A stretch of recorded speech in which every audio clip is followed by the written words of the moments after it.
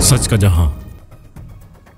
Supreme court के justice Mohammad Ali मजहर ने कहा है कि 26वीं तरमीम को पार्लियामेंट या सुप्रीम कोर्ट फैसला ही खत्म कर सकता है। बेंचेस इख्तियारात केस में जस्टिस मोहम्मद अली मजहर ने आईनी बेंच के फैसले से इत्तेफाक करते हुए 20 सफात पर मुश्तमिल नोट जारी कर दिया। नोट में जस्टिस मोहम्मद अली मजहर ने लिखा है कि कवानीन के आईनी होने या न होने का जायजा सिर्फ आईनी बेंच ले सकता है। किसी रेगुलर बेंच के पास आईनी तशरीह का इख्तियार नहीं। आईनी बेंच ने दुरुस्त तौर पर 2 रुकनी बेंच के हुक्मनामे वापस लिए। उन्होंने नोट में लिखा कि 26वीं तरमीम इस वक्त आइन का हिस्सा है। तरमीम में सब कुछ खुली किताब की तरह वाज़ेह है। हम इस तरमीम पर आंखें और कान बंद नहीं कर सकते। ये दुरुस्त है कि तरमीम चैलेंज हो चुकी और फ्री कैन को नोटिस भी जारी हो चुके हैं। केस फुल कोर्ट में भेजने की दरखास्त का मेरिट्स पर फैसला होगा। जस्टिस मोहम्मद अली मजहर ने कहा कि 26वीं तरमीम को पार्लियामेंट या सुप्रीम कोर्ट फैसला ही खत्म कर सकता है। जब तक ऐसा हो नहीं जाता मामलात इस तरमीम के तहत ही चलेंगे। आईनी तशरीह कम अज कम 5 रुकनी आईनी बेंच ही कर सकता है। किसी रेगुलर बेंच को अपने इख्तियारात से तजावुज नहीं करना चाहिए।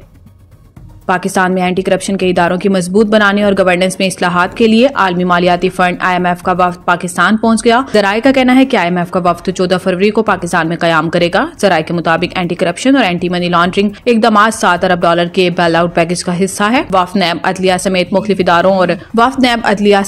इदारों और वजारतों के हुक्काम से मुलाकातें करेगा। वफ्द की जुडिशल कमीशन और सुप्रीम कोर्ट हुक्काम से भी मुलाकात का इम्कान है। जराये का कहना है कि अदलिया की आजादी और जजों की तैनाती के तरीकेकार पर बातचीत का इम्कान है। मुलाकातों का मकसद कानूनी हुक्मरानी, इस्दाद बदउनवानी और मनी लॉन्ड्रिंग की रोकथाम के लिए इक़दामात का जायजा लेना है।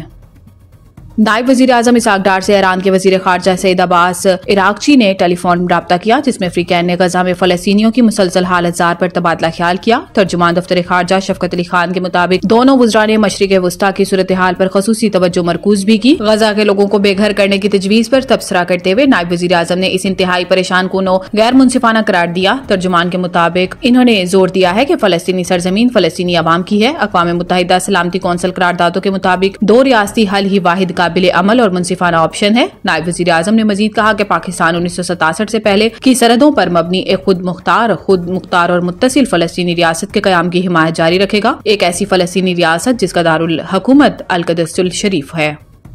वजीर दिफा ख्वाजा आसिफ ने कहा है कि ताकतवर बहरिया समुद्री तिजारत के तहफ़्फ़ुज़ की ज़ामिन है। पाक बहरिया की अमन मशकों के तीसरे रोज कराची में महफूज समंदर खुशहाल मुस्तकबिल के उन्वान से पहले अमन डायलॉग की इफ्तिताही तकरीब मुनक्किद हुई, जिसमें अमन डायलॉग में शरीक ममालिक की बहरी अफवाज के चीफ ऑफ नेवल स्टाफ और दीगर ओहदेदारान शरीक हुए, जबकि वजीर दिफा ख्वाजा आसिफ तकरीब के मेहमान खसूसी थे। अमन डायलॉग की इफ्तिताही तकरीब से खिताब करते हुए वजीर दिफा ख्वाजा आसिफ का कहना था कि दुनिया बड़ी मुआशी तब्दीलियों से गुजर रही है। तिजारती टैरिफ एक बड़ा चैलेंज बनकर सामने आया है। ये हमारा इज्तिमाई फर्ज है कि समंदरी तिजारत के तहफ़्फ़ुज़ के लिए मुश्तरका कोशिशें करें।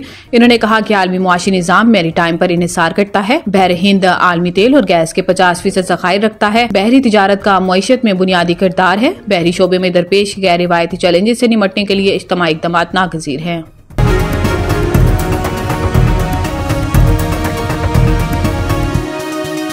हमारा जहां, सच का जहां।